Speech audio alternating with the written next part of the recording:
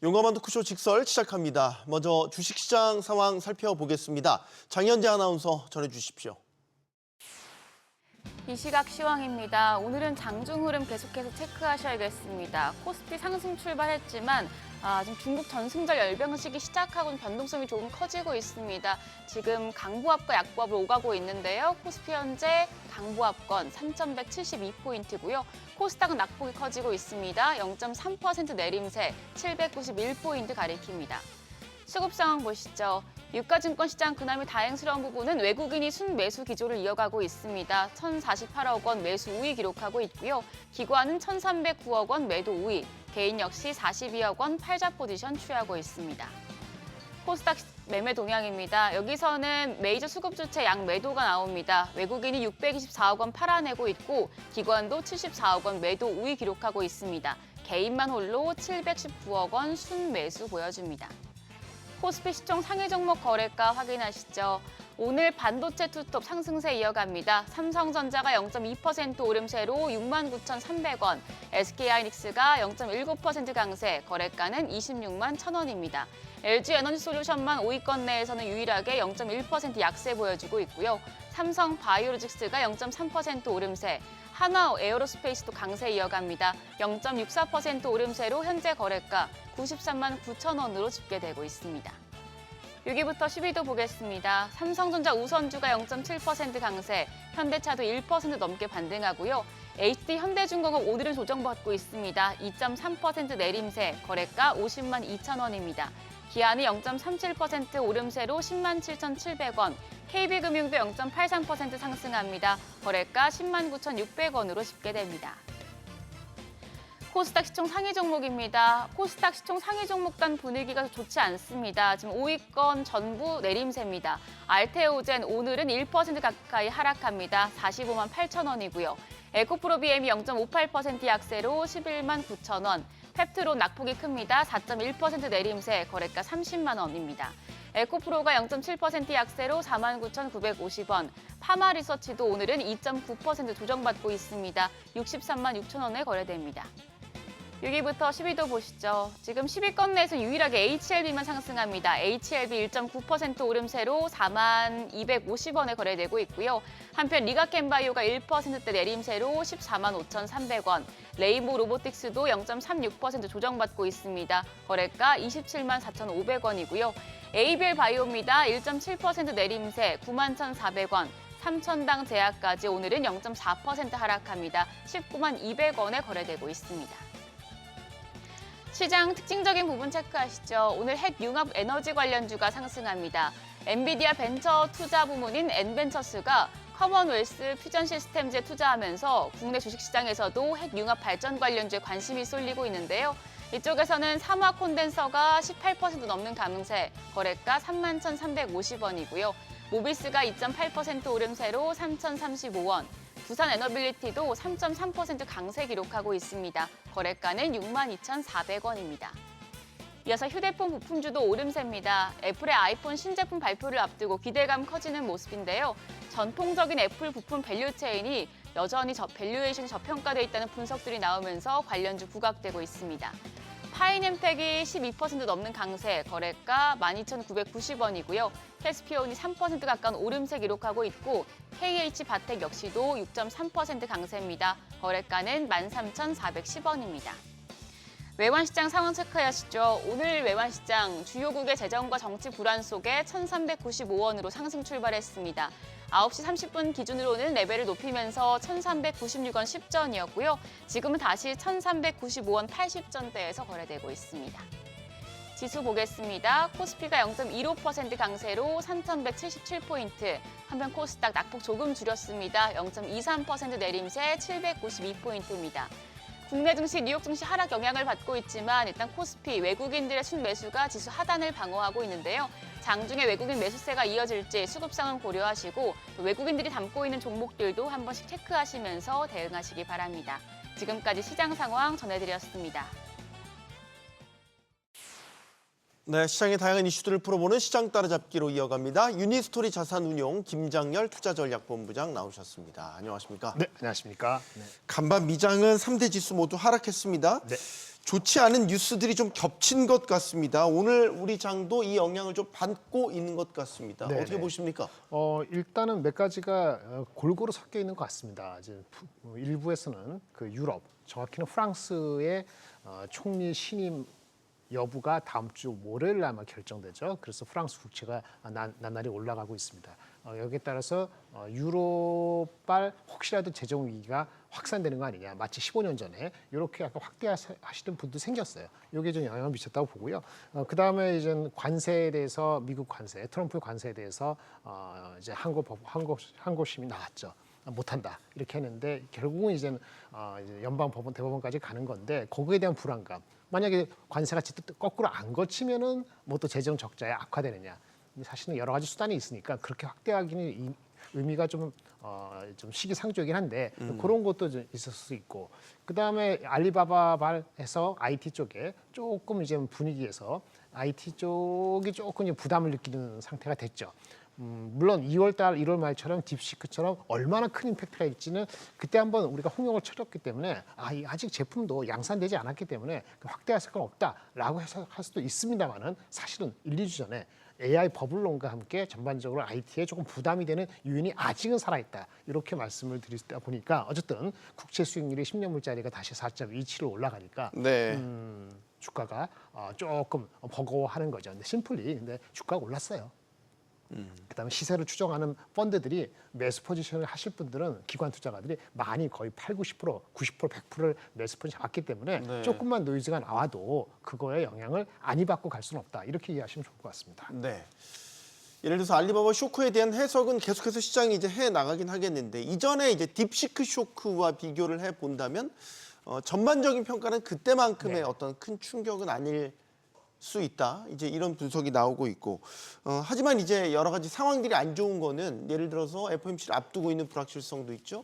우리 내부의 문제, 네네. 정책 불확실성. 뭐 예를 들면 대주주 양도세 기준이 아직도 명확하게 정리가 안 됐지 않습니까? 그렇죠. 그러니까 지금 이런 게 지수에 고스란히 반영되는 거는 네네. 3,200선 두고 계속 왔다 갔다 가다가 지금 또 낮아졌어요. 점수 네네. 지금 3,170선. 네네. 그러니까 이 상태에서 반등을 한다고 해도 네네. 얼마나 반등을 할 것이며 기대감이 많이 죽은 네네. 전반적인 시장의 분위기 같아요. 그러니까 이 정도 하는 것이 어떻게 보면은 현실적으로는 뭐 최선은 아니지만 어쩔 수 없는 현실에서의 최선 어떤 적정한 레벨이라고 보여집니다. 이게 웃긴 게요. PR로 잠깐 봅시다. PR로 보면 어닝이 중요하니까 어닝 기준으로 따면 3,180 기준으로 우리나라가 10.7배 정도 코스피 기준으로 예상되고 있습니다. 네. 근데 과거 10년간 평균이 10.3배예요. 그보다 높죠. 네. 그다음에 그럼 최근 5년은 좀 높아 10.9배입니다. 그보다 좀 낮죠. 네. 딱 애매한 자리에 놓여 있는 겁니다. 왜 그럴까요? 상법이 원래 기대대로 될까요? 그거. AI 버블은 시기상조 맞나요? 두 번째. 세 번째. 원화 강세가 돼야지 외국인이 들어오는데 1390 있으면은 쉽지가 않죠. 빠르진 않을 거잖아. 이 세 박자가 다 되면은 바로 3300에서 시작합니다. 세 개 중에 두 개가 헷갈리면은 3300 못 가는 거죠. 아마 정고점을 갈지는 모르겠습니다만 뭐 세 개 다 헷갈리면은 지금 주가에 있는 것이 맞죠. 이렇게 보시면 되겠습니다. 환율 말씀하셨으니까 네. 지금 환율이 부담스러운 수준 1,390원 네네. 대란 말이죠. 그럼 지난번에 한번 8월 경에 출연하셨을 때에 당분간 고환율이 계속될 수 네. 있다. 그러니까 지금 레벨에서 지금 떨어지지 않는다면 네. 이제 아마 고환율 상태가 계속될 거다. 그러면 만약 연말까지 환율의 흐름을 본다면 혹시라도 네네. 1,400원 돌파 가능성까지 열어두고 봐야 되는 거예요. 여론은 더 둘 수 있죠.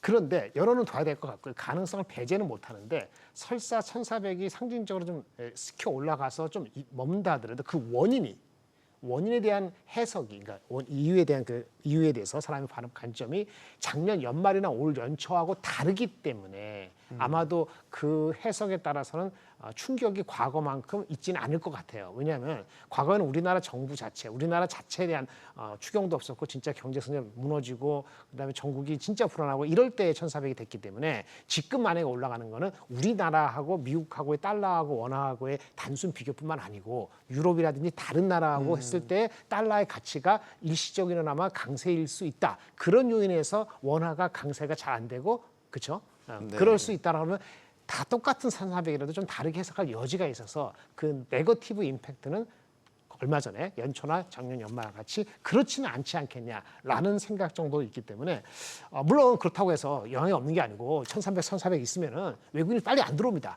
주가가 올라가는 데 제한은 드는데 네. 1,400 갔다가 해서 뭐 그것 때문에 주가가 뭐 3% 빠지고 이런 일은 아닐 것 같아요. 네.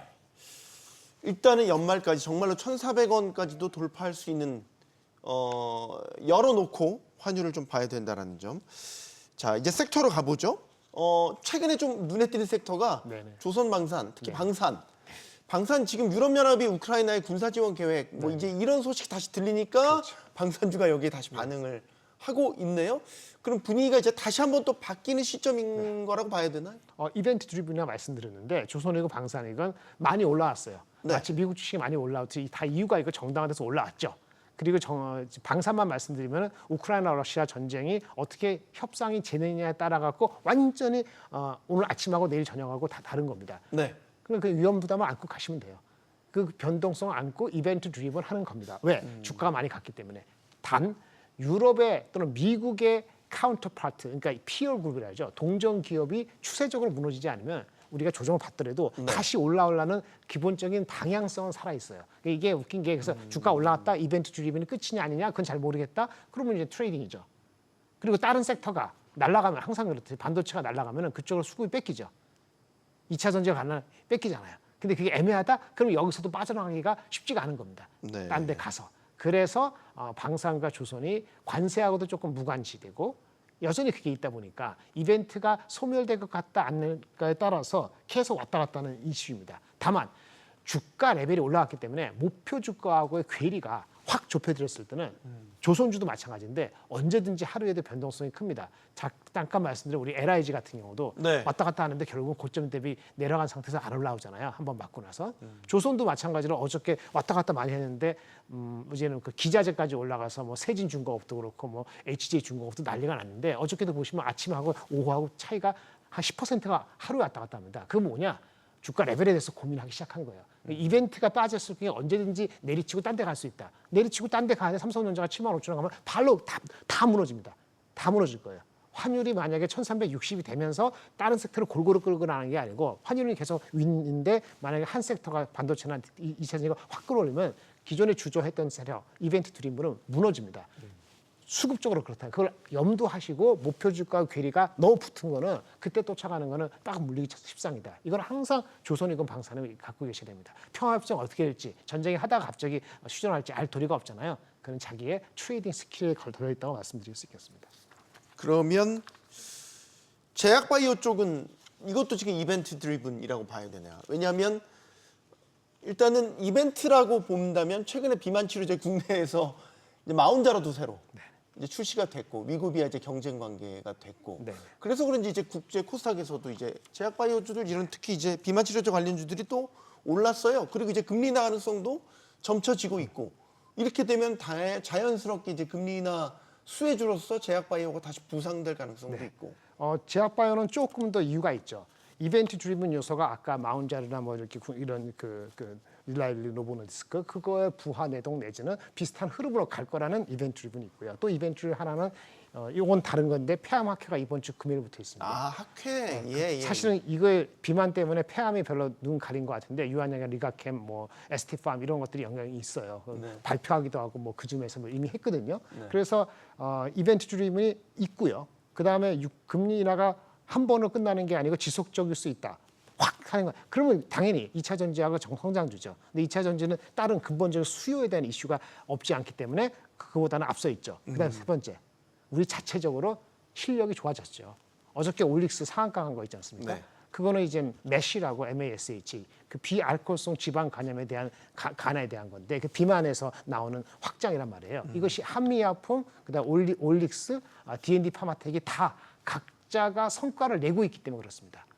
각자가 성과를 내고 있기 때문에 이벤트 드립이 아니더라도 이런 개별 종목에 대해서는 그 성과에 대한 인정을 해주기 시작했다. 어저께 올릭스 주가가 올라간 건 상당히 의미가 있다고 말씀드릴 수밖에 없습니다. 그래서 네. 개별 종목은 다른다는 거죠. 알테오전도 마찬가지로 갑론을박이 있습니다만 최근에는 외국계에서도 긍정적으로 간 이유 중에 하나가 다 이유가 있는 거기 때문에 그런 그 몇 가지 종목 하면은 순수하게 그 시몰러, 바이오 시몰러 같은 삼성 바이오로직스 아니면 셀트리온 이런 거는 조금 기다릴지 모르지만 미국의 약가 인하에 대한 부메랑 나쁜 효과에 대한 우려 때문에 상대적으로 덜 가는 거거든요. 순수하게 기술 라이선싱 가지고 그런 학회를 갖고 있는 거는 이유가 좀 더 분명하다라고 말씀을 드릴 수 있겠습니다. 알겠습니다.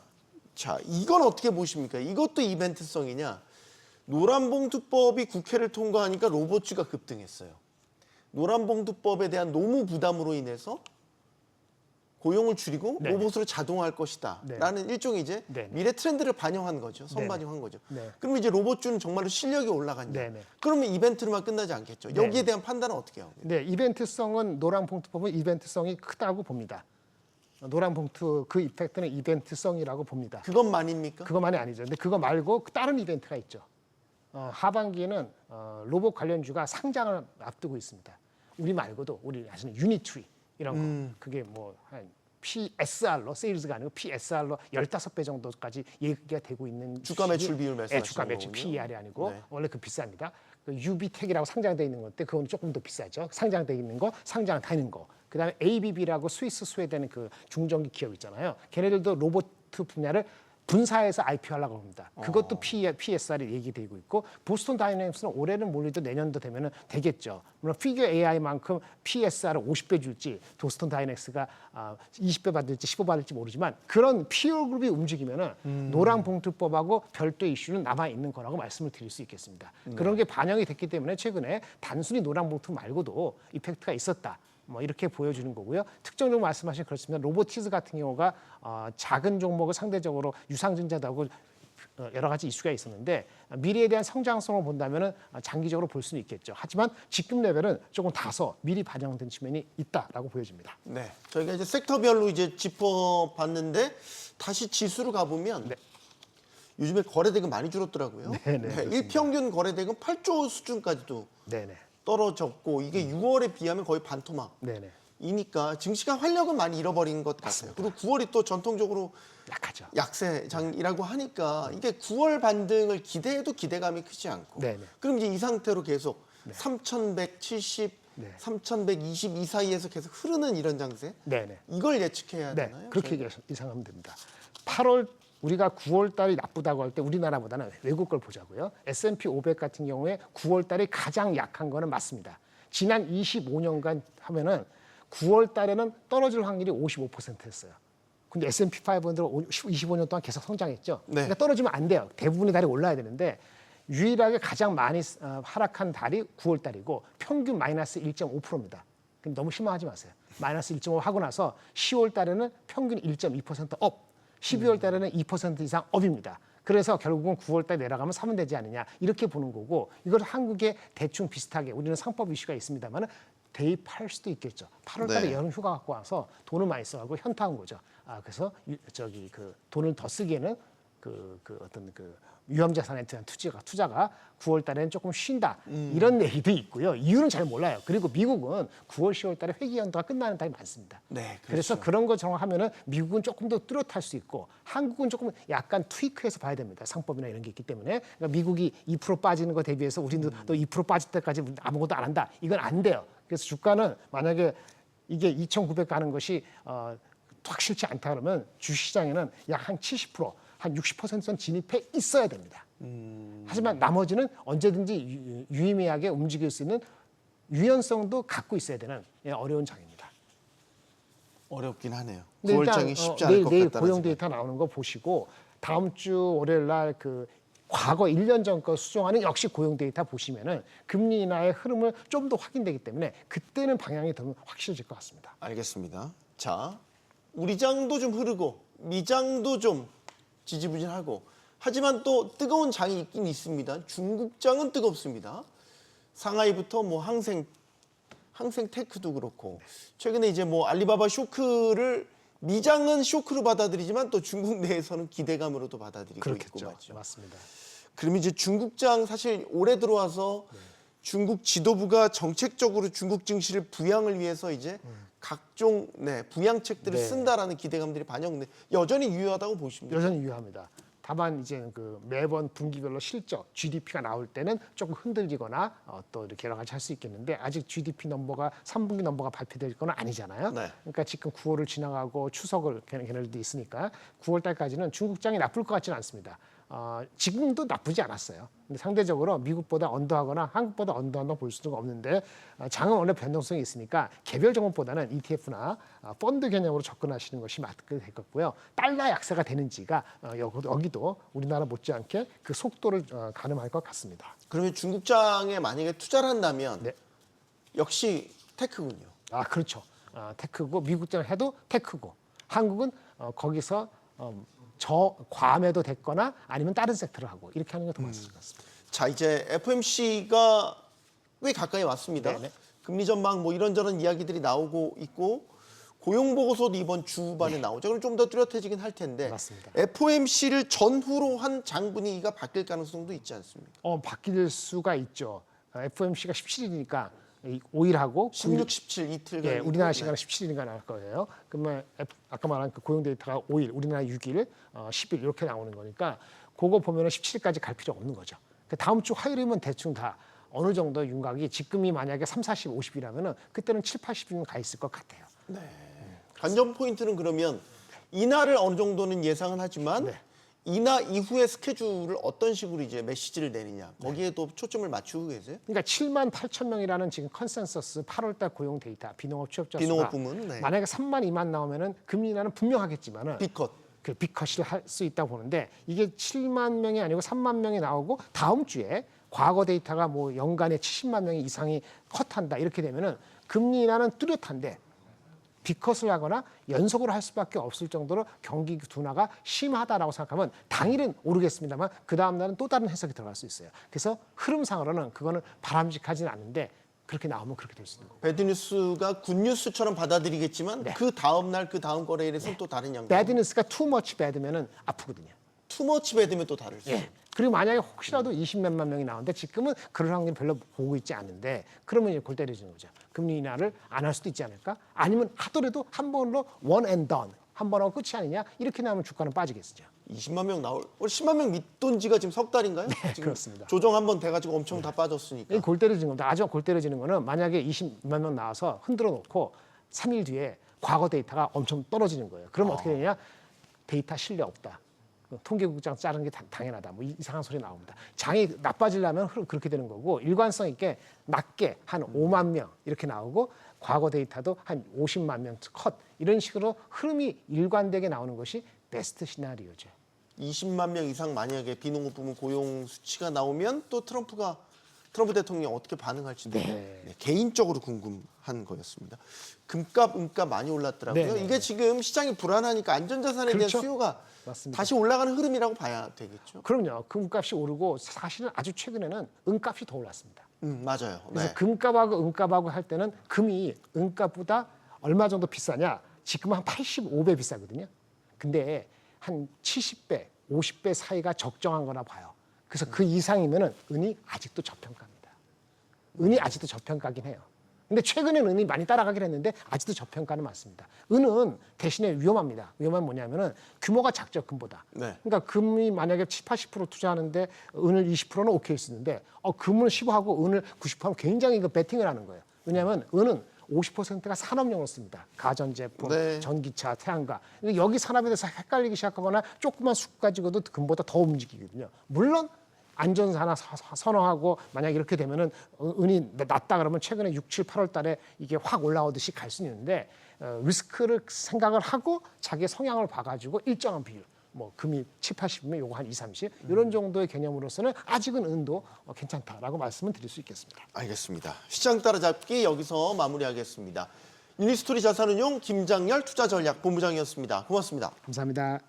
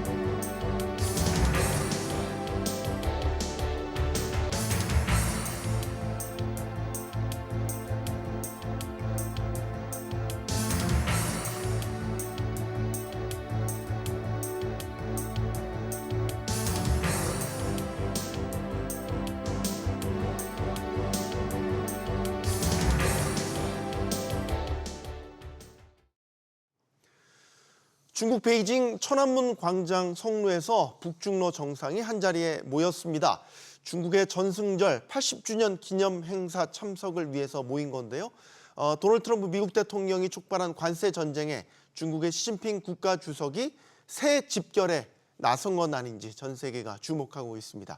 자연스럽게 한미일 또 북중러 구도가 부각되면서 이재명 정부의 실용 외교가 시험대에 오르고 있습니다. 국제 정세가 꿈틀거리는 상황에서 우리 정부가 어떤 선택을 하면 좋을지 지금부터 이야기 나눠보겠습니다. 함께해 줄 분들 소개해드리겠습니다. 국정기획위원회 홍연익 외교안보 분과장 나오셨고요. 또 서강대 왕선택 대우교수, 또 단국대 정치외교학과 김진호 교수 나오셨습니다. 안녕하십니까? 안녕하십니까? 용감한 토크쇼 직설은 SBS 비즈 뉴스 앱과 유튜브에서 실시간으로 시청하실 수 있습니다. 네, 북중러 정상이 66년 만에 한자리에 모였습니다. 또 열병식에 앞서서는 이 상하이 협력기구 정상회의를 통해서 미국을 겨냥한 이른바 텐진 선언도 채택을 하는 모습이었습니다. 자, 최근에 일련의 흐름들 쭉 보시면 어떻게 보십니까? 미국을 견제하기 위해서 뭉쳤다. 뭐 이제 이런 해석이 가능할 것 같은데 한 말씀씩 듣겠습니다. 예. 미국을 견제하기 위해서 꼭 모였다기보다요. 2차 대전 승전 기념으로 네. 2차 대전이 중국으로서는 이제 그 일본이 제국주의였으니까 반제, 그러니까 일본과 싸워서 승리한 거를 기념하는 행사입니다, 이게. 그런데 이제 그 당시는 어떻게 보면 미국도 중국의 독립을 지원한 셈이니까 네. 미국도 초청했을 거예요, 틀림없이. 근데 안 간 거죠. 근데 중국의 초청에 응한 나라들을 다 모아 보니까 오늘날 미국과 좀 사이가 좀 덜 좋은 나라들 또는 반대하는 나라들이 대부분 다 모였다는 거죠. 특히 이번에 제일 관심의 초점이었던 게 모디 총리입니다, 인도에. 인도 모디 총리. 네. 모디 총리는 이 쿼드라 그래가지고 중국을 사면으로 견제하기 위해서 서쪽에 있는 인도와 아주 트럼프 일기 때 굉장히 가까이에서 쿼드 회원국이었는데 요번에 관세 50%를 두들겨 맞고 트럼프로부터 그 이유는 러시아에서 석유를 너무 많이 사준다. 석유 사지 마라. 그러는데 계속 사겠다 그러니까 50% 관세를 매겨버렸어요. 그래서 요번에 상하이 협력기구 회의에 와서 시진핑 주석과 회담을 하고 네. 다국화. 그러니까 미국이 싫어하는 얘기들을 잔뜩 시진핑 주석의 손을 들어주고 그러고 갔습니다. 저 막루에는 안 올라왔죠, 물론. 그러니까 인도는 이쪽 저쪽하고 다 가까이 지내는 그런 국가니까요. 근데 네. 어쨌든 지금 이제 저렇게 군사 열병식까지도 다 같이 하는 정상들은 대부분 다 미국하고는 그렇게 아주 가까운 사이는 아닌 나라들이 거의 다죠. 이게 보니까 66년 만에 이렇게 한자리에 모였다는 것도 상당한 의미를 부여할 수 있을 것 같습니다. 그렇죠. 의미 부여할 수 있습니다. 1959년 이후 처음인 거죠. 1959년 이후 처음. 네, 1950년 그렇게 됩니다. 들으니까 또 되게 의미가 66년 만에라는 것보다도 1959년에 김일성, 마오쩌둥, 또 후르시초프. 그렇게 정말 이제 교과서에서 봤던 그 그런 거죠. 인물들이군요. 네. 그래서 그런 차원에서 이제 의미가 있다고 볼 수 있습니다. 그러나 이제 북한과 중국도 러시아의 계산법이 다 다르고 좀 현재 이제 대회를 주최하는 행사를 주최하는 이제 시진핑 주석의 입장이 가장 중요할 텐데 시진핑 주석이 지금 뭐 북중러가 모였다고 해서 과거 냉전처럼 미국의 정면으로 반기를 든다거나 하는 그런 의도는 보이지 않습니다, 사실은. 네. 그것보다는 오히려 이제 미국 중심의 질서에 대해서 불만을 가진 나라들과 이제 느슨한 연대를 계속하면서 또 차후의 기회를 보는 이런 의미가 조금 더 크다고 할 수가 있겠습니다. 오히려 외교 전략 차원에서 이 열병식이나 상하이 협력기구 행사를 했다기보다는 오히려 뭐 시진핑 주석의 국내 정치 차원의 리더십을 고양하는 쪽에 조금 더 포인트가 들어있다. 이런 평가를 일단 해보겠습니다. 네. 반 트럼프 연대. 이제 이런 해석도 있긴 한데 좀 과한 해석이라고 보십니까? 교수님은 어떻게 보세요? 반 트럼프 연대라고 얘기하기는 좀 그렇고요. 이 조직 자체가 반 파시스트 전쟁 승리를 얘기하면서 실질적으로는 모든 국가들이 자국의 국익을 우선으로 하는 모임을 이 행사로 끌어들인 거예요.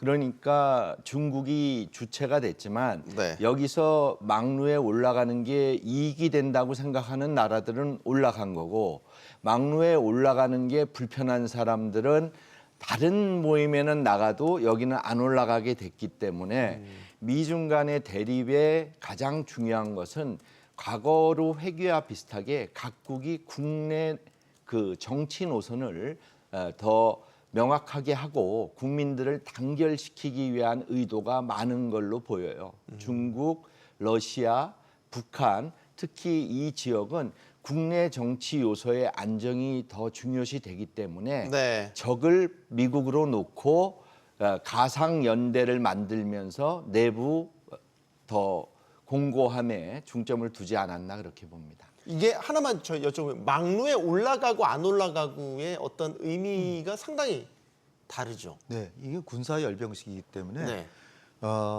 미국, 그러니까 서방 측에서 볼 때는 껄끄러운 거 아니에요. 군사적으로는 완전히 대립이니까. 근데 경제적으로는 중국의 제일 무역 파트너가 EU고 그 두 번째가 미국이거든요. 네. 그거 생각하면 러시아하고 그렇게 전략적 동반자지만 러시아하고 교역은 미국의 반도 안 될 거예요.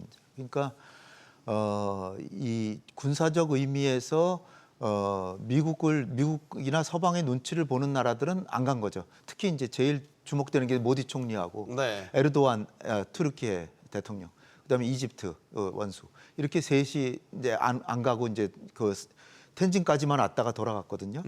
근데 이제 김정은은 거꾸로 상하이 협력기구에는 거기는 안 가고 네. 여기만 참석을 합니다. 그러니까 제일 그 강성 반미가 김정은인 셈이죠. 그러니까 경제 쪽에는 별 관심이 없고 그래서 지금 나오는 얘기가 상하이 협력기구에서는 이 미국을 견제하는 3인방이 있었는데 이게 중국, 러시아, 인도였고 이건 경제 부분에서 미국을 견제하고 특히 모디 총리는 이번에 50% 관세 때문에 거기 가담했던 거고요. 네. 이번에는 베이징에서는 군사 안보 부분에서의 미국을 견제하는 북중러 이 세 나라가 이제 중심이 됐다는 겁니다. 근데 네. 하나 특이한 점이 단지 중국이 왕 박사님께서 잘 얘기하셨지만 중국이 미국한테 정면으로 대결하려는 게 아니라 대안을 제시하는 거라는 거예요. 세계 질서의 대안을 제시하는데 지금까지 우리가 지금 한국에서는 많이 안 알려져 있는데 꼭 우리가 알아야 될 게 시진핑 주석이 한 5년 전부터 계속해서 그 글로벌 이니셔티브를 계속 제창하고 있는데 첫 번째는 세계 글로벌 개발 이니셔티브, 두 번째는 국제별 안보 이니셔티브, 네. 세 번째는 글로벌 문명 이니셔티브. 근데 이번에 또 내놨어요. 글로벌 거버넌스 이니셔티브라고 이 네 개를 내놨거든요.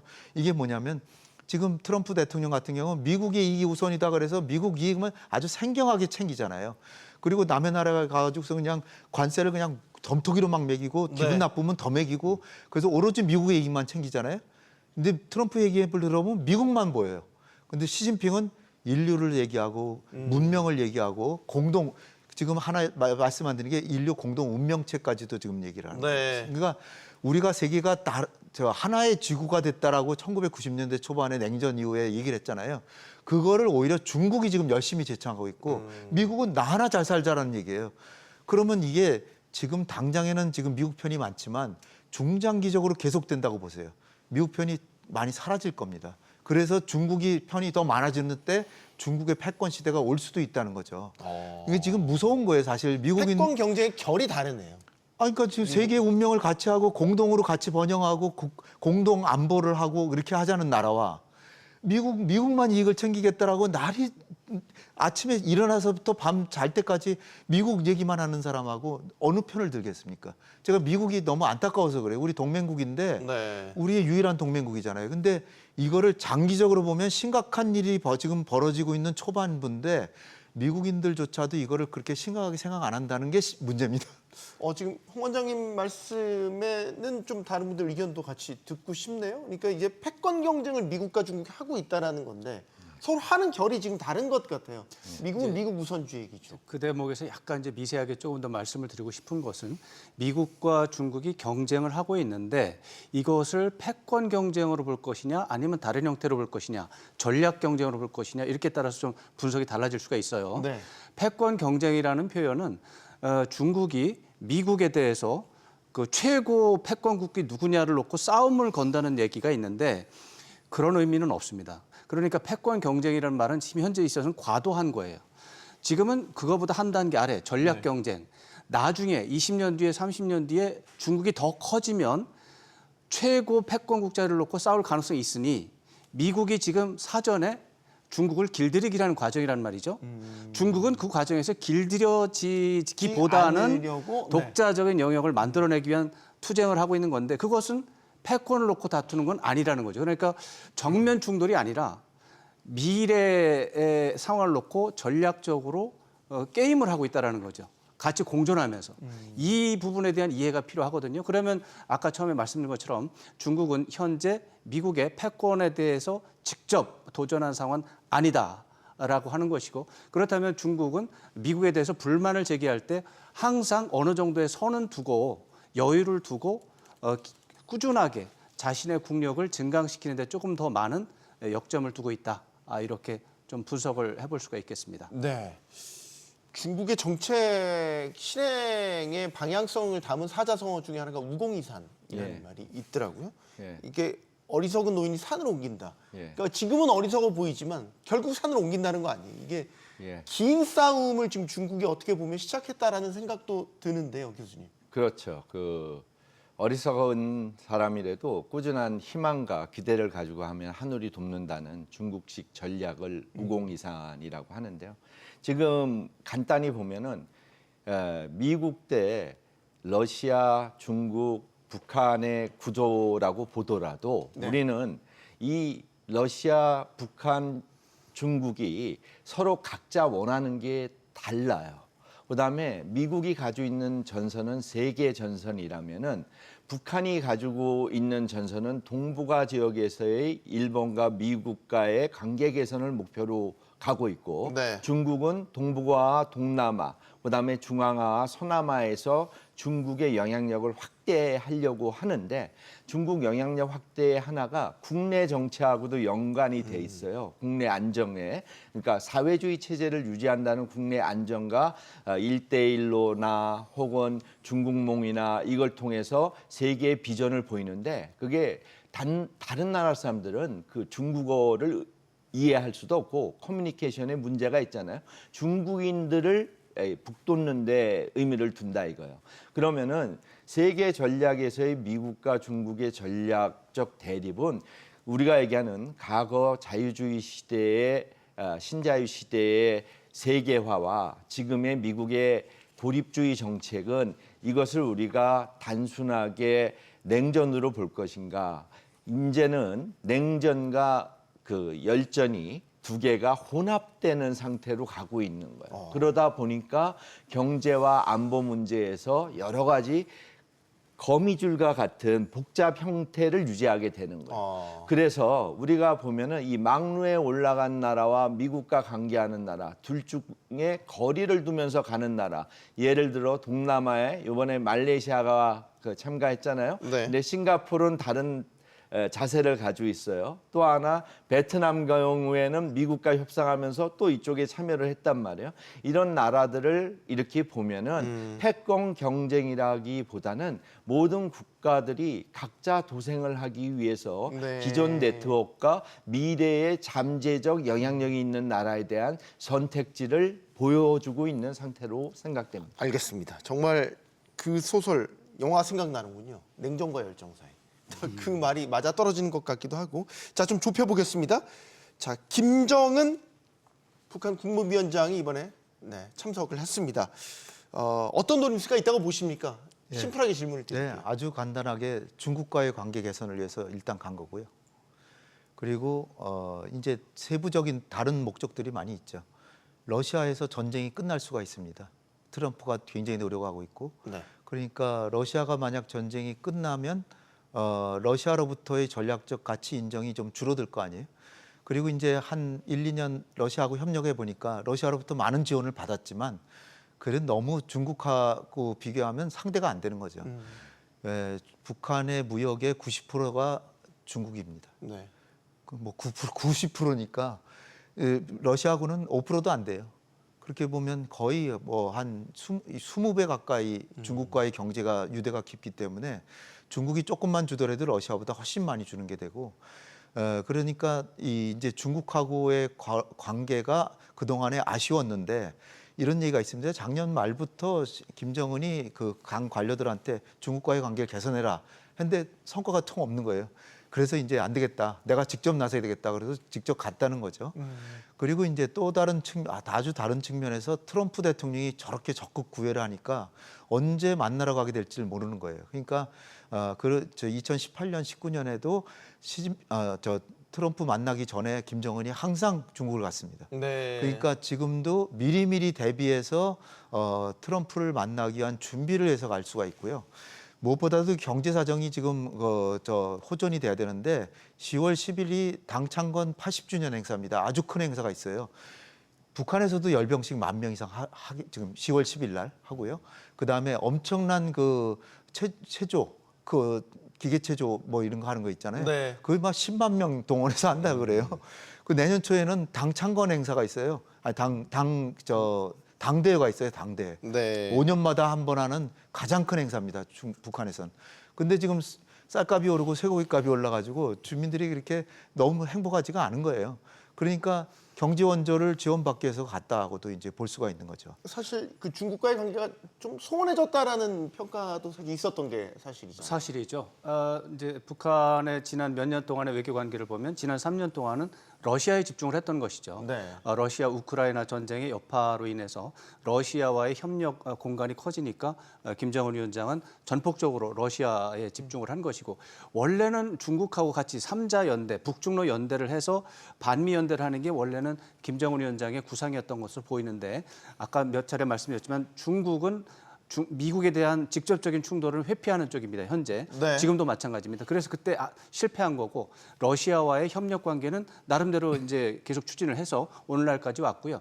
그런데 지금 홍예리 원장님께서 말씀하신 것처럼 러시아와 우크라이나와의 전쟁이 끝날 수 있는 상황에 직면을 했기 때문에 그 동안에 러시아와 북한이 가까워졌기 때문에 중국하고 소원해진 문제를 해결하는 것도 외교적인 과제로 올라온 것이고. 트럼프 대통령 취임 이후에 이제 2기 취임 이후에 국제 질서가 요동을 치면서 어떻게 보면 미국에 대한 불만이 전 세계적으로 고조가 되고 있습니다. 네. 이런 상황에서 김정은 위원장은 3년 전에 반미 연대를 하려고 했지만 실패했다. 그러나 지금 반미 연대를 하자고 자기가 좀 더 적극적인 노력을 했을 때 좀 더 호응이 있지 않을까라는 기대를 할 수도 있습니다. 그래서 김정은 위원장 자신이 구상하는 신냉전 외교를 다시 한번 추진해 보는 이번에는 북중러 차원이 아니고 좀 더 많은 차원에서 이번에 참여한 이란이라든가 벨라루스라든가 이런 나라들이 조금 더 동조할 수 있는 요소가 있고 이번에 막루 외교에는 또 베트남과 또 인도네시아, 말레이시아와 같은 어떻게 보면 중립적인 위치에 있는 나라들도 있으니까 그런 나라들에 대한 어떻게 보면 리치아웃 이런 것까지도 기대할 수 있지 않을까 이런 것들이 배경에 깔려 있을 것으로 생각됩니다. 교수님께도 의견 듣고 싶은 게 김정은 국무위원장이 어떻게 보면 이게 지금 다자 외교 무대 현장이기도 하잖아요. 예. 김정은의 요번에 그 행동의 기본은 지금 우크라이나 러시아 전쟁의 종식에 대한 대비를 하는 거예요. 그럼 세 분 공이 같은 생각이신 것 같아요. 근데 거기서 첫째는 국내에 흐트러진 민심을 잡기 위해서 경제적 보상도 해야 되거든요. 이거를 중국으로부터 받아내고 둘째는 김정은 이제 북한에서 위원장이라고 부르잖아요. 네. 그 사람은 세계적인 지도자라는 거를 막루에 오르고 푸틴과 어깨를 시진핑과 나란히 하고. 같이 하면서 네. 국내적으로 국내 정치의 안정성을 높일 수 있는 도움을 주면서 또 하나 우리는 미국과도 겨룰 수 있으면서 언젠가는 미국과 협상이 가능하다. 즉 핵심은 김정은이 과거에 중국에 가서 필기하는 모습을 보이듯이 이번에도 충분한 연출을 통해서 김정은의 몸값을 많이 올린 거죠. 그다음에 중국으로부터 또 출연료를 충분히 받아오면서 러시아에도 어느 정도 견제 모습을 보이며 미국과 협상할 수 있는 스테이지를 틀을 만들어 놓은 게 아닌가 이렇게 봅니다. 네. 이게 지금 아까 화면에 잠깐 나온 거를 보시면은 시진핑 주석이 가운데 있고 우측에 푸틴이 있고 좌측에 이제 김정은 위원장이 이렇게 걸어가네요. 나란히 걸어가는데 조금만 기다려 주십시오. 네. 지금 김정은 위원장이 걸어가고 있는데 이제 잠시 후에 나올 텐데 저 구도는 어떻게 해석을 해야 됩니까? 지금 저 장면에서는 왼쪽 오른쪽에 푸틴하고 김정은이 있지만 네. 막루에 올라가서 이 사람 저 사람 악수할 때 보면 시진핑, 푸틴, 김정은 순입니다.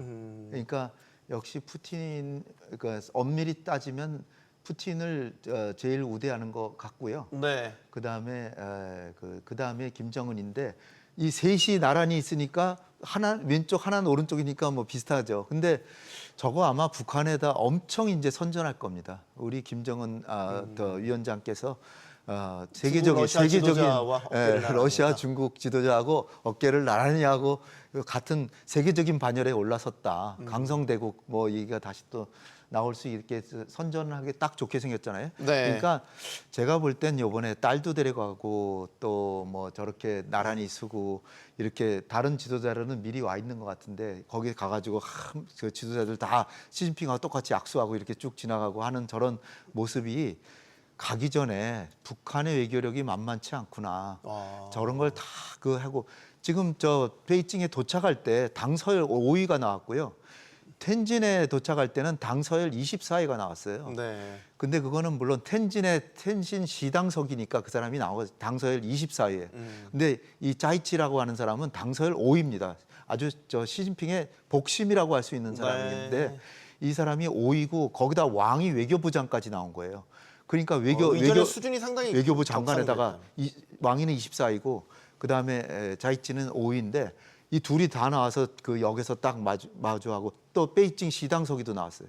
그런 거 보면 최고의 환대를 지금 하고 있는데 이런 게 다 미리 그 의전을 다 약속을 받고 가는 거지 그냥 네. 가는 게 아닙니다. 그러니까 네. 이 김정은이 그 정말 젊지만 만만한 지도자로 봐서는 안 된다. 우리의 상대로 전략적인 생각을 하고 있는 사람이기 때문에 우리도 계산을 잘하고 북한을 움직여 나가야 되지 않을까 봅니다. 왕 교수님, 네, 딸 김주애도 동행했잖아요. 네, 그건 확인이 됐습니다. 예, 확인됐죠. 어떤 의미가 있다고 보세요?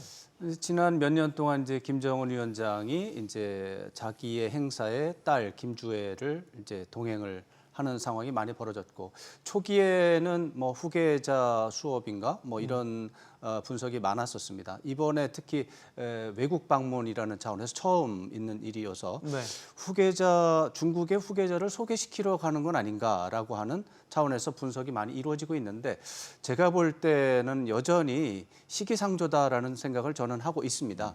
김정은 위원장 나이가 아직 이제 40 이제 막 넘은 나이에 불과하고 일부에서는 건강 이야기를 하지만 뭐 수령의 건강에 관한 한 북한처럼 꼼꼼하게 하는 나라는 없기 때문에 당장 뭐 김정은 위원장이 후계자를 지명해야 되는 상황은 저는 아니라고 지금 판단하고 있습니다. 네. 단지 딸을 저렇게 데리고 다니는 것은 김정은 위원장이 어렸을 때 너무나 이제 고립된 상황에서 공개되지 않은 상황에서 살았기 때문에 아버지 김정일 국방위원장과의 어떤 유대 관계라든가 공동 하는 그런 기억이 없는 거예요. 김정은 위원장이. 네. 그런 아픈 과거가 있기 때문에 자기 딸이나 자식들에게는 그래도 아버지와 같이 하는 이런 이벤트를 같이 하고 싶은 그래서 가족 간의 정이라는 차원에서 접근하고 있다고 저는 아직까지 판단하고 있고요. 아직까지는 이것을 후계자라는 차원에서 돋보이게 만드는 것이다라고 하는 것은 여전히 시기상조다. 시기상조다. 네, 그렇게 이건 보고 교수님은 어떻게 생각하세요?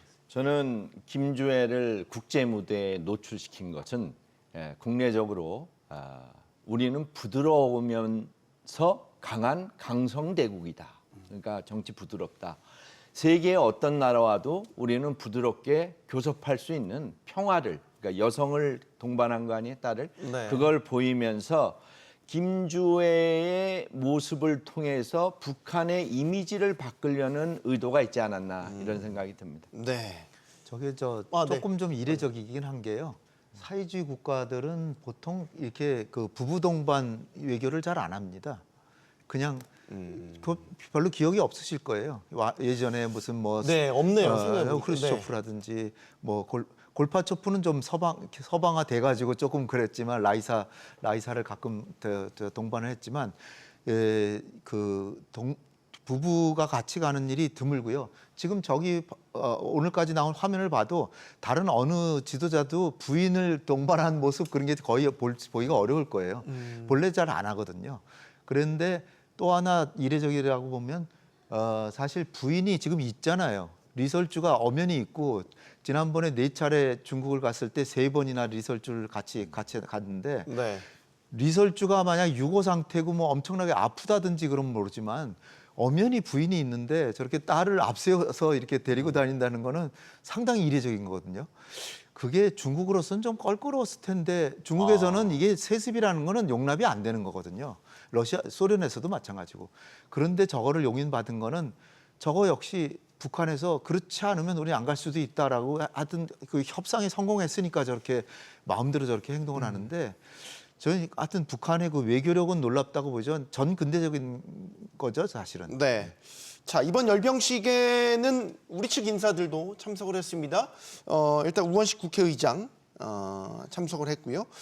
여당 의원, 더불어민주당에서 박지원 의원, 또 범여권에서는 조국혁신당의 김준영 의원도 참석을 했습니다.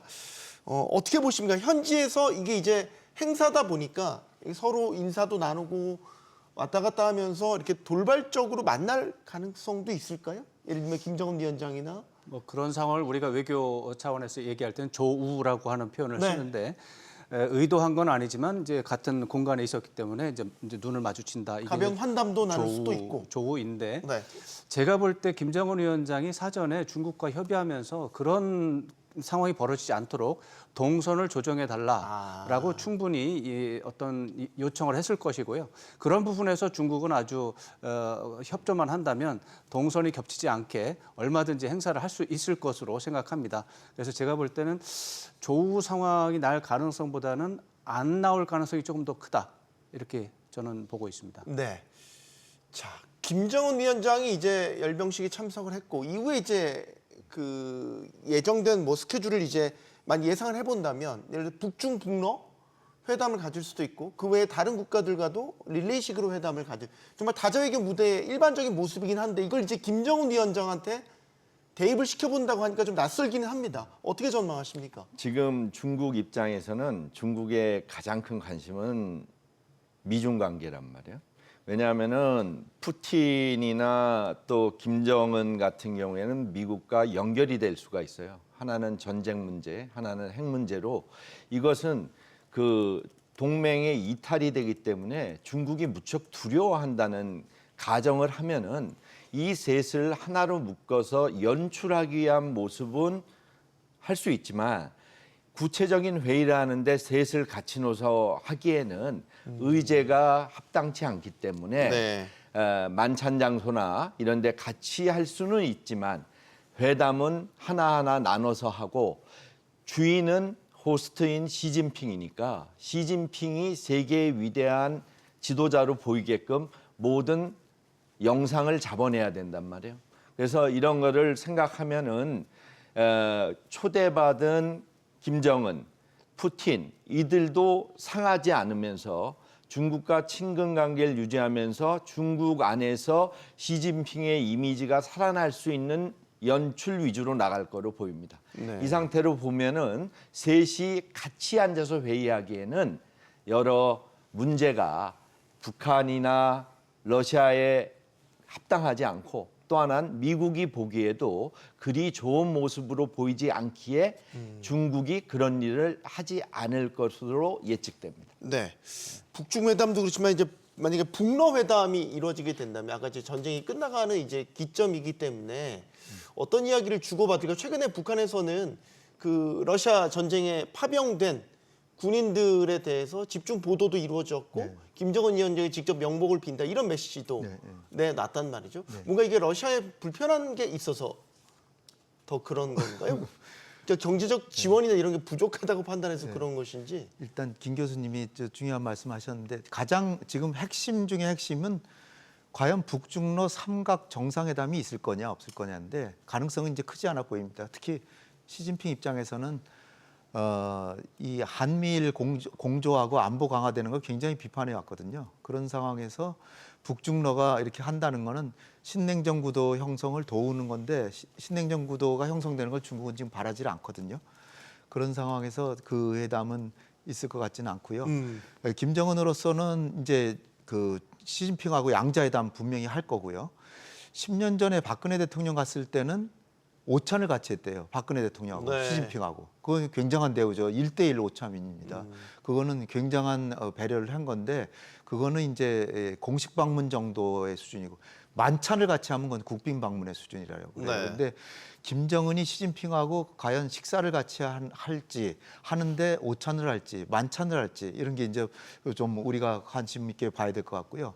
하여튼 둘 간에는 뭐 할 얘기도 많고 뭐 여러 가지 뭐 경제 원조 같은 걸 일단 얘기하겠죠. 지금 러시아 이제 얘기하셨는데 푸틴 같은 경우에는 김정은이 가기 전에 행사를 크게 2번 했는데 지난 22일 날 그 훈포장을 줬어요. 그걸 누구냐면 러시아에서 사망한 영웅들, 북한식으로 얘기하면 영웅들이라 그래서 그 유가족들을 잔뜩 모아가지고 한 100여 명의 훈장을 주고 포장을 했는데 그리고 엄청 그 자녀들을 잘 키우겠다라고 네. 했는데 불과 일주일 만에 여기 베이징으로 떠나기 이틀 전에 바로 또 목민관이라고 하는 가장 화려한 그 연회장에 또 200몇 명을 그 유가족들을 또 모아가지고 눈시울을 붉히면서 고개를 90도까지 숙이면서 정말 죄송합니다라고 얘기를 사죄합니다라고 얘기를 했고요. 네. 그렇게 하는 게 이제 어떻게 보면 연극인 측면도 있지만 일단은 김정은으로서 면목이 없는 게 그 병사들을 러시아에 보낼 때 러시아로 보낸다고 얘기조차 안 하고 그냥 막 보낸 거거든요. 그렇죠. 어딜 가는지도 모르고. 가족들한테 알려주지도 않고 네. 그런 상황에서 사망까지 했으니까 민심이 위반될 수가 있거든요. 네. 민심 위반을 막기 위해서 일단 한 거고 또 하나는 이 러시아에서 활약하고 있는 이제 그 북한군 병사들 활동상 이런 것도 막 보여주며 이렇게 했는데 그게 이제 대체로 요번에 간 푸틴을 틀림없이 만나니까 네. 계산을 해야 되겠다. 엄청나게 우리 병사들 많이 죽었는데 국정원 추산에 따르면 한 2,000명 죽었다 그러고요. 네. 보통 북한은 한 300명 정도 죽었다 그러고 통상 한 600명 이상은 최소한 죽었다. 근데 객관적으로 보면 한 1,000명 정도 죽은 것 같아요. 그러니까 엄청나게 많은 사망자가 난 거 아니에요. 네. 부상자는 또 수천 명이고. 그런 상황이니까 김정은으로서는 전쟁도 끝나가는데 계산을 해야죠. 좀 많은 지원을 바란다. 청구서 네. 들이밀어요. 물론 이제 전쟁이 끝난다고 해서 북러 관계가 많이 이완되지는 않을 것 같습니다. 왜냐하면 그 병사들이 남아서 건설 그 폐허가 된 거를 건설하는데 많이 동원될 것 같다 그래요. 그리고 네. 국정원에서 엊그저께 국회에 보고를 했는데 지금도 또 추가 파병이 지금 준비되고 있는 것으로 보이고요. 또 하나는 또 거기에 또 많은 노동력을 또 보내려고 준비하고 있답니다. 그러니까 북러 관계는 향후에도 꽤 오래 간다라고 우리가 계산해 넣어야 되는데 그렇다고 해서 북러 관계가 저렇게 좋다고 한러 관계를 완전히 내팽개치는 건 또 우리가 잘하는 건 아닌 것 같아요.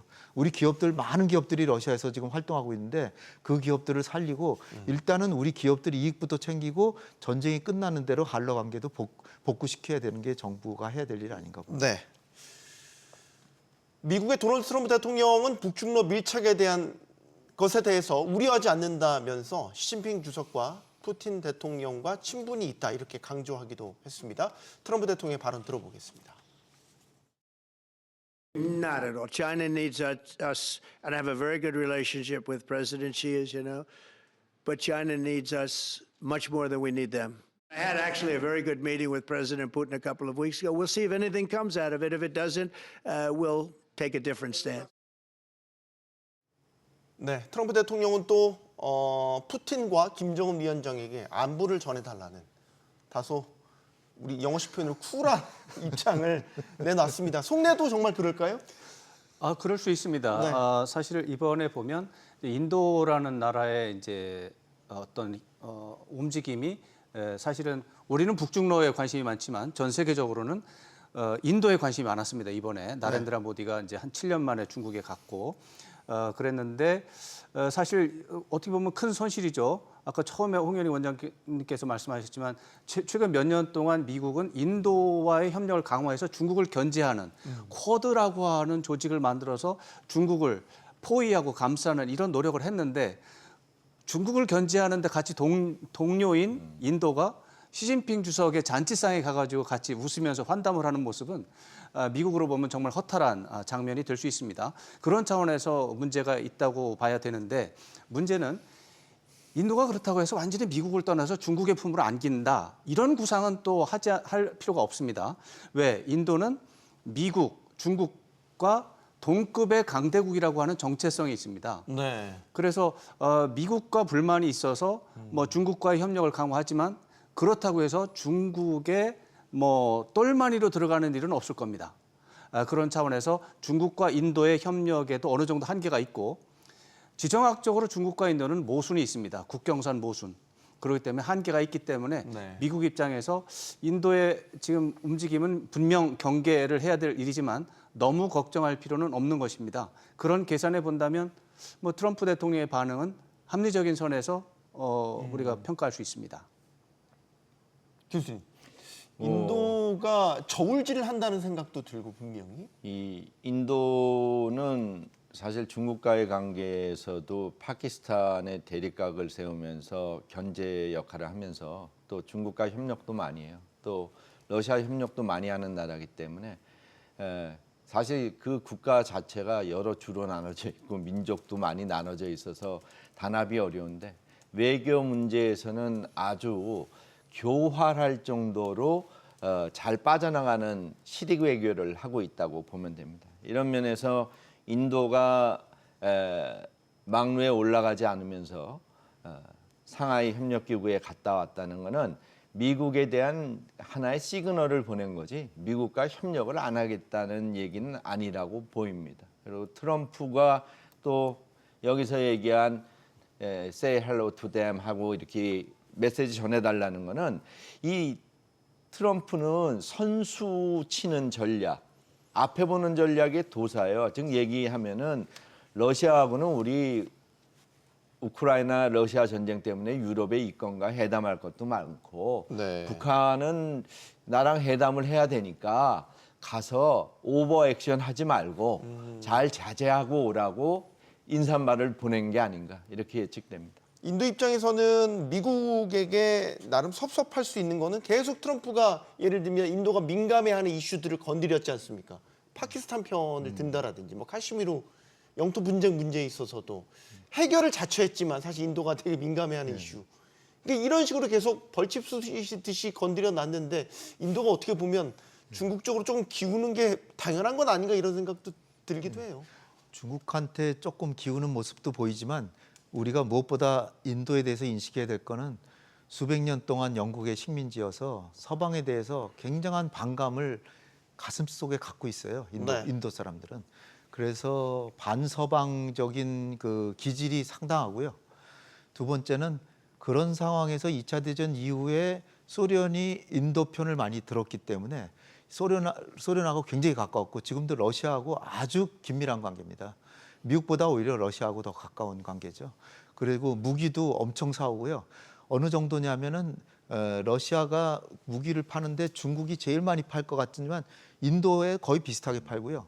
같은 무기를 파는데 더 고사양을 인도에 주고 중국에 더 또 저사양을 그런 게 주고. 있습니까? 그래서 중국의 제일 불만이 왜 우린 인도 같이 고사양을 안 주냐 이렇게까지 얘기할 정도로 러시아하고 굉장히 긴밀한 관계인데 우크라이나 전쟁 난 이후에 인도가 러시아에서 석유 수입을 7배를 늘렸어요. 700%를 늘렸어요. 그건 뭐하러 그렇게 700%나 늘렸냐? 싸게 사다가 다시 인도표 석유 그래서 세계에 팔았어요. 그 정도로 실용주의인 거예요. 네. 그러니까 아주 실리적인 장사꾼인 거죠. 그런데 이제 그거를 정면으로 이제 트럼프가 건드리니까 러시아에서 석유 원유 들여오지 마세요. 그만 네네. 사. 그랬더니 너가 뭔데? 그리고 계속 사고 50% 그냥 맞은 거예요. 그러니까 지금 사이가 굉장히 좀 갑자기 틀어진 거죠. 그런 상황에서 또 하나 중요한 거는 인도가 국경 분쟁을 중국하고 하고 있지만 경제는 인도하고 중국하고 교역하는 거 거의 비슷하게 중국하고 또 하고 있어요. 그러니까 얼마나 실리적으로 하고 있는지. 제가 그래서 윤석열 정부 시절에 미국과 중국은 물론이고 인도는 정말 엄청나게 실리 외교를 하고 있는데 우리 정부는 왜 이렇게 이념과 가치 외교를 하냐고 우리 실익은 다 버리냐. 그 너무나 제가 안타까워서 연구 논문까지 썼어요. 근데 진짜로 실리적으로 그렇게 그 균형 해결을 잘하더라고요. 인도. 네. 이 얘기를 해볼까요? 얼마 전에 이제 이재명 대통령과 트럼프 대통령이 만난 자리에서도 간접적으로 언급이 됐지만 북한 김정은 위원장과 트럼프 대통령과의 만남 가능성 이 부분은 어떻게 보시는지 어쨌든 궁금합니다. 이제 각자 세 분의 의견이 다를 것 같기도 하고 이건 교수님께 먼저 좀 의견 네. 듣겠습니다. 트럼프도 그 한미 정상회담 할 때 이미 북한에 같이 가자고 또 농담식으로 하면서 실질 내용이 중국 같이 가자고 그랬죠. 그럼 이제 북한을 우리가 가서 같이 모두 하자 이런 얘기를 하는 거는 트럼프는 카드를 쓰는데 지금 북한을 바로 건들진 않고 지금은 우크라이나 전쟁 이 카드를 충분히 쓰고 중동 문제도 좀 완전히 픽스 시킨 다음에 이 북한 카드를 쓰려고 그러는데 이 북한 카드를 그냥 쓰는 게 아니고요. 북한 문제를 통해서 핵 문제를 뭐 정리하고 이게 아니라 중국을 견제하는데 북한 카드를 쓰려고 하는 거예요. 네. 그러니까 이 시기가 아직 익지 않으니까 넌 좀 기다려라. 인사 말했으니까 기다리면서 좀 보자 이 얘기고 또 원하는 노벨 평화상도 받아야 되기 때문에 또 이걸 순서에 맞춰 반드시 진행할 거라고 보입니다. 저희 정부한테도 도움이 될 수 있는 방향이 될 수 있도록 우리도 지금 열심히 하고 있지만 이것이 패싱 사건이 안 나도록 우리도 많이 신경을 쓰는 것 같아요. 뭐 그래서 이재명 대통령도 북미 간 만남에 지원하겠다는 의사도 밝혔으니까 그렇죠. 가능성 어느 정도로 보십니까? 일단 두 사람의 만남이기 때문에 두 사람의 의사가 만날 의사가 이제 양쪽을 확인해야 되죠. 트럼프 대통령은 만나겠다는 의사 반복적으로 여러 번 네. 강하게 밝혔습니다. 그러나 북한의 김정은 위원장 쪽에서는 매우 소극적이고 유보적이고 때로는 부정적인 반응이 우리가 알고 있는 것입니다. 네. 여기까지 보면은 만남은 이루어질 수 되겠죠. 없습니다. 안 되겠죠. 안 됩니다. 그런데 김정은 위원장이 부정적인 반응을 보이면서 조건을 제시한 게 있습니다. 만나는 건 좋은데 비핵화 얘기는 하면 안 된다. 안 돼. 이게 이제 두 사람의 만남이 이루어질 수 있는지 없는지를 가르는 핵심 변수가 된 겁니다. 트럼프 대통령 입장에서 북한의 핵 문제를 거론하지 않고 덕담만 하는 형식으로 해서 만날 수 있을지 어려울 겁니다. 그러나 뭐 김정은 위원장 입장에서 본다면 트럼프 대통령과 만나면 비핵화 얘기를 다시 싱가포르 선언 얘기하면서 비핵화를 다시 한번 확인하라고 하는 것을 자기가 용인할 수 있을지 어려울 겁니다. 이미 그렇게 할 수 없다고 강하게 말하고 있습니다. 이 두 사람의 모순되는 상황을 해결할 수 있는 외교적인 언어, 상상력 이런 게 없으면 두 사람이 만나면 안 되는데 이런 거를 만들어낼 수 있는 나라가 이제 대한민국입니다. 왜냐하면 북미 정상회담이 이루어져야 핵 문제든 한반도 평화 문제든 이게 진전이 될 수 있다라는 게 우리의 계산이니까요. 네. 그래서 미국과 한국 간의 긴밀한 동맹 관계를 통해서 지금 말씀드린 이 모순을 해결할 수 있는 의제를 만들어내는 것이 북미 정상회담의 변수이고 관건입니다. 그런 차원에서 저는 우리가 노력하면 가능할 수 있다라는 생각을 하고 있습니다. 그러면 이재명 대통령이 얘기했던 이른바 페이스메이커. 페이스메이커로서의 역할 어느 정도로 보십니까? 이번에 뭐 10월 말에 그 경주에서 이제 세계적인 그 외교 이벤트가 이벤트가 있죠. 거기 시진핑 주석은 거의 올 게 확실하고 트럼프 대통령도 거의 확실합니다. 그런 상황에서 이번에 이제 피스메이커하고 트럼프가 피스메이커라면 이재명 대통령이 나는 옆에서 보조하는 페이스메이커 한다 그러 했는데 그렇게 이재명 대통령이 트럼프 대통령에게 주역을 맡기니까 트럼프 대통령이 이게 지금 많이 이렇게 그 주목받지 못한 얘기인데 트럼프 대통령이 뭐라고 그랬다고 하냐면 내가 경주에 가면 잠시 시간을 내서 이재명 대통령이 원하는 일을 해줄 수도 있겠다라고 하면서 2018년에는 사실 그 평창 올림픽을 계기로 남북 간의 물꼬를 먼저 텄고 올림픽에 초청장을 보내고 뭐 썰매나 스키까지 빌려주겠다 뭐 그래가지고 올림픽에 예선도 통과 안 한 북한을 참가시켜주고 IOC도 협력하고 그래서 했잖아요. 네. 근데 트럼프 얘기로는 자기가 주선해서 그거 다 했다 그러는데 사실은 이건 한국하고 IOC가 한 거죠, 사실. 그 다음에 이제 트럼프가 등장하는데 트럼프를 이제 엮어 넣으려고 이제 문재인 대통령이 중재를 해서 백악관에 우리 정의용 실장하고 서훈 실장하고 가가지고서는 이 트럼프 대통령한테 이 김정은이 대통령님을 만나고 싶어한다. 그래가지고 이제 만나게 해준 거 아닙니까? 네. 그러니까 문재인 대통령의 주선으로 트럼프하고 김정은이 싱가포르에서 만났잖아요. 근데 이번에는 트럼프가 뭔 얘기를 했냐면 내가 나서서 김정은과 이재명 대통령 만나게 해줄 수도 있다는 얘기를 했다는 거예요. 그래서 저는 너무 놀라운데, 근데 이제 문제는 뭐냐면 김정은이 과연 경주에 올 것이냐. 김정은은 북한은 그 에이펙의 회원국이 아닙니다, 일단. 네. 그 다음에 저렇게 다자 정상들 만나는데 갔지만 지금 만나는 정상들하고 에이펙에 만나는 사람들하고 완전히 다르죠. 전혀 다른 네, 사람들이에요. 다르죠. 이시바라든지 호주 총리라든지 뉴질랜드 총리 이런 사람들이에요. 전혀 잘못하면은 따돌림 당할 수도 있습니다. 그러니까 김정은이 경주에 과연 올까? 이 가능성은 굉장히 낮아 보이는데 그렇다면 어딜까라고 생각해 보면 판문점, 원산, 블라디보스톡 저는 세 군데를 생각합니다. 네. 푸틴이 중재해서 블라디보스톡에서 김정은을 기차 타고 오라 그래서 트럼프가 헬리콥터 타고 가서 만나는 거. 두 번째는 지금 갈마 관광지대 거기 엄청나게 개장했는데 관광객이 안 와요. 러시아 사람만 수백 명 갔을 뿐이에요. 그러니까 이게 완전히 망하게 생겼거든요. 그래서 지금 가가지고 중국인 관광객 보내달라고 김정은이 간 건데 거기를 트럼프가 갈 수도 있다. 아, 단지 조건이 네. 기자들을 잔뜩 데려갈 수 있도록 김정은이 배려를 해야 되겠죠. 이거 스포트라이트를 받아야 되니까. 또 하나는 평양까지는 그렇고 판문점에 갈 수 있는데 판문점에 가서 지난번처럼 그 우리 쪽에서 만나는 게 아니라 트럼프가 넘어가서 통일각이었던 지금 이름 바뀌었다 그러는데 거기에서 만날 수도 있습니다. 네. 그런 가능성은 있는데 전반적으로 가능성은 한 30-40% 이하이지 않을까라고 네. 생각했습니다. 알겠습니다. 오늘도 이제 마칠 시간이 돼서 이제 마지막 질문을 드려야 될 것 같은데 이재명 대통령이 이런 이야기를 했죠. 안미 경중이 어렵다. 안보는 미국, 경제는 중국. 그래서 안미 경중이라고 하는데 여기에 대해서 사실 중국 매체들이 발끈하기도 했죠. 이건 이제 우리의 고민인 거죠. 안미 경중이 어렵다면 그럼 이제 어떤 새 전략을 짜야 된다는 얘기인데 어떤 대안이 있다고 보십니까, 교수님?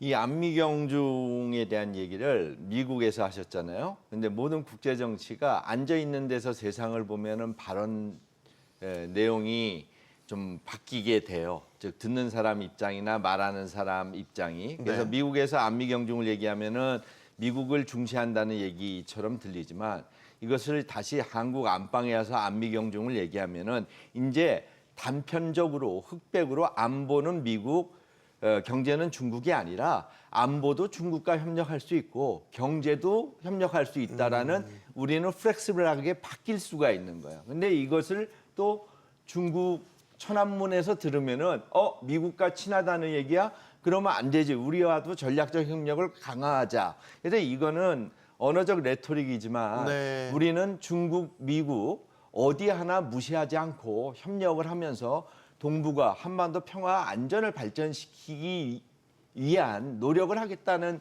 표현으로 받아들여야 되지 거기서 나온 걸 미국식 해석으로 보고 또 중국식 해석을 가지고 이거를 흑백 논리로 보면 옳지 않다고 봅니다. 알겠습니다. 교수님.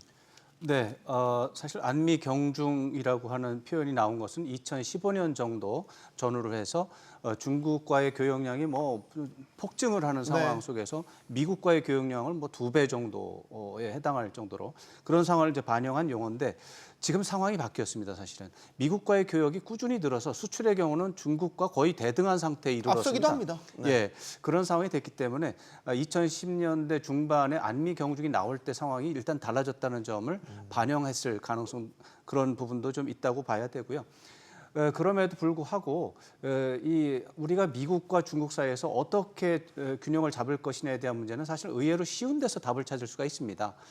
한미 관계는 우리가 동맹으로 설정이 되어 있습니다. 네.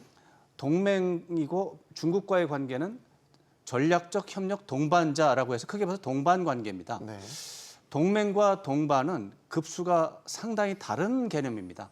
동맹이 매우 높은 수준이고 그렇죠. 동반은 좀 그거보다 한 단계 낮은 등급인데 거기에서 전략적이라는 용어와 협력적이라는 용어가 붙어서 중국과의 관계도 동반 중에서는 최상급입니다.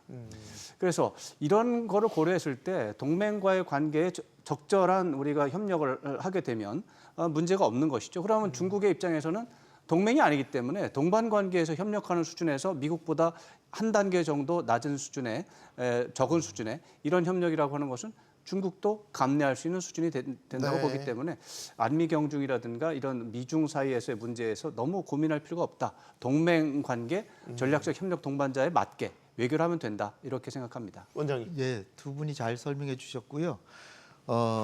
대통령께서 얘기하신 게 안미 경중이 어렵다고만 하신 게 아니라 나더러 자꾸 중국하고 단절하라 그러는데 그거를 단절하지 않겠다라고 해서 그거를 친중이라고 한다면 친중이라는 얘기를 듣겠다라고 했습니다. 그 얘기는 뭐냐면 우리의 대외 전략의 주축이 한미 동맹인 게 부동이고 움직일 수 없고 한미일 안보 공조도 계속 가져가는데 그렇지만 국익에 입각해서 하고 또 중국하고도 우호 관계를 저버리지는 않겠다.